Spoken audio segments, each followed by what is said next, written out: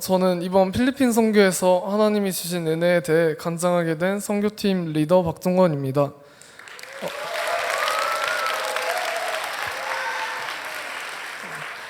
여러분은 필리핀을 생각하면 가장 먼저 무엇이 떠오르시나요? 저는 필리핀을 생각하면 해가 쨍쨍한 마을의 모습이 가장 먼저 떠오릅니다. 선교를 떠나기 전 필리핀에 대해 잘 알지 못했던 저는 덥고 건조한 필리핀으로 선교를 간다는 소식을 들었습니다. 처음에는 선교에 가고 싶다는 생각을 하지 않았던 것 같습니다. 한여름에 필리핀 선교는 상상만 해도 너무 어려울 것 같았습니다. 하지만 작년에 태국 선교를 다녀온 분들의 간증과 목사님의 권유를 듣고 선교에서만 받을 수 있는 은혜에 대한 기대가 생겨 선교를 떠나기로 결정하게 되었습니다. 선교를 준비하는 과정은 생각보다 만만치 않았습니다. 매 주일마다 모여 여러 가지를 준비해야 했고 토요일에 하는 기도회에도 참석해야 했습니다. 그만큼 목사님과 부장 선생님이 영적으로 선교를 준비하고 계셨던 것이었지만 이런 사실을 알지 못한 채 처음에는 그저 귀찮은 모임 정도로 생각했던 것 같습니다. 그러나 이 과정을 통해 필리핀과 그 안에 살고 있는 필리핀 사람들, 특히 미전도 종족이라는 사람들에게 관심이 생겨 선교를 기대하게 되었습니다. 이름도 모르고 생일새도 모르는 사람들이었지만 예수님의 이름을 들어보지도 못한 채 살아간다는 사실이 너무나도 안타깝게 느껴졌습니다. 선교 준비 과정 중에 우리가 그 사람들에게는 처음이자 마지막으로 만나는 그리스도인일 수 있다는 말을 듣고 충격을 받았던 기억이 납니다. 이때부터 저는 이 사람들이 저를 통해 하나님을 알게 되기를 기도하며 선교를 준비했습니다. 제가 이 사람들을 그리스도인으로 바꿀 수 있다는 확신이 들지는 않았지만 제 안에 계시는 성령님께서 역사하실 것이라고 기대하며 기도했습니다. 저는 지금도 저를 통해 필리핀 분들이 얼마나 바뀌었는지 알 수 없지만 모든 것이 가능하신 주님이 그들을 바꿔주셨기를 기도하며 살아가고 있습니다. 필리핀에 도착한 첫날까지도 선교에 대해서 별 생각이 없었던 것 같습니다. 그러나 둘째 날에 필리핀 사람들을 만나면서 그들을 향한 뜨거운 마음이 생기기 시작했습니다. 아침이 되어서 갔던 첫 필리핀 교회 환경은 매우 열악했습니다. 제가 알고 있던 교회 모습이 아닌 조금 커다란 창고 같은 곳이었습니다. 비가 세차게 쏟아져서 우비를 입어도 옷이 젖는 험한 날씨에 조그만 아이들 50명 정도가 그곳에 모여서 저희를 기다리고 있었습니다.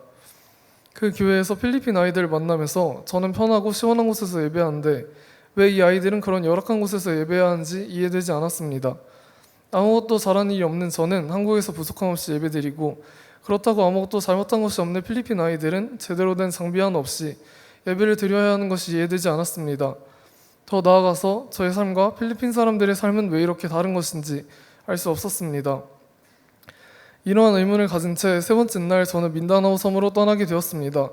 그날은 저의 17번째 생일이었습니다.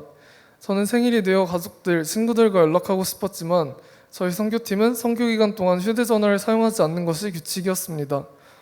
짧은 시간 동안이라도 휴대전화를 사용할 수 있도록 해주셨지만 저는 화나는 마음에 그마저도 거절했습니다.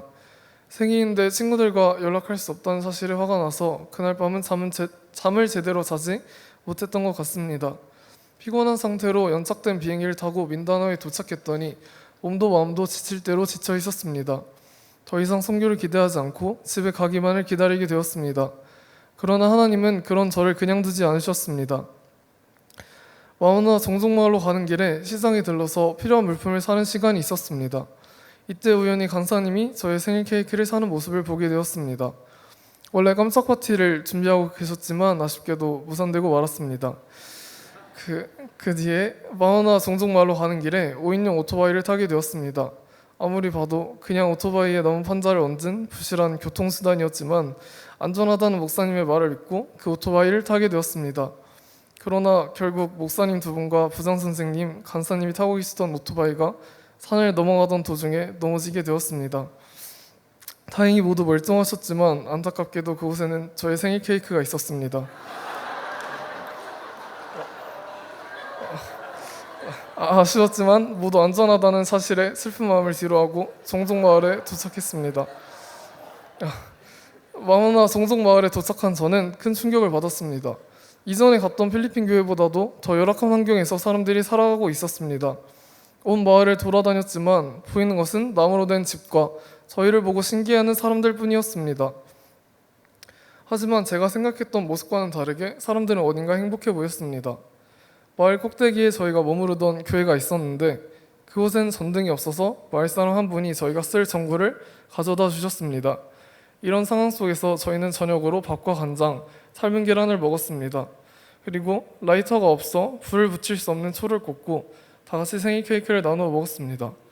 케이크는 당연히 망가져 있을 것이라고 생각했지만 김인태 목사님이 넘어진 와중에도 저희 케이크를 지켜주신 덕분에 멀쩡한 케이크를 먹을 수 있었습니다.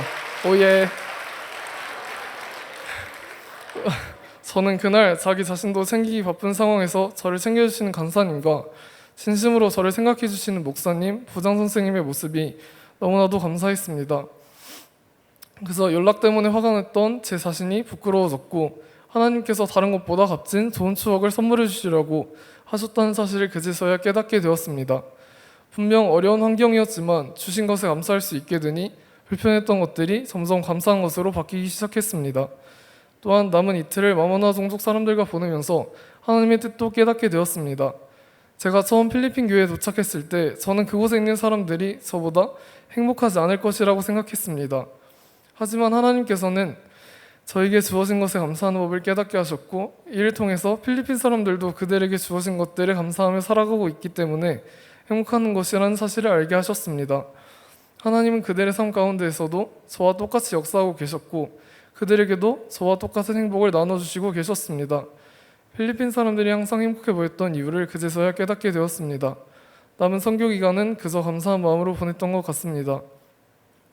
필리핀 선교를 다녀온 뒤 저는 주어진 것에 감사하는 법을 알게 되었습니다. 또한 주신 것에 감사하면서 사는 삶이 진정으로 행복하게 사는 삶이라는 사실을 이번 선교를 통해 깨닫게 되었습니다. 그동안 주어진 것에 감사하면서 살지 못했던 저를 돌아보게 되었고 하나님께 작은 것에 대해서도 더욱 감사하게 되었습니다. 선교를 통해서 부족한 저를 변화시키신 하나님께 모든 영광을 돌리며 이상으로 저의 간증을 마치겠습니다. 감사합니다.